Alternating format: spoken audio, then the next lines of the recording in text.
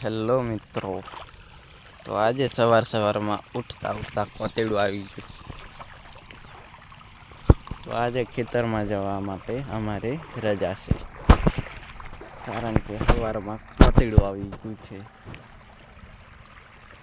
આજે ખેતરમાં જવાની રજા.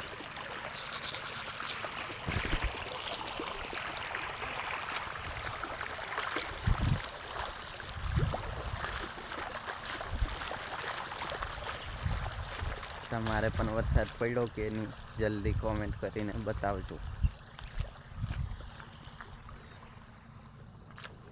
અમારે તો સવારમાં વરસાદ પડી ગયો.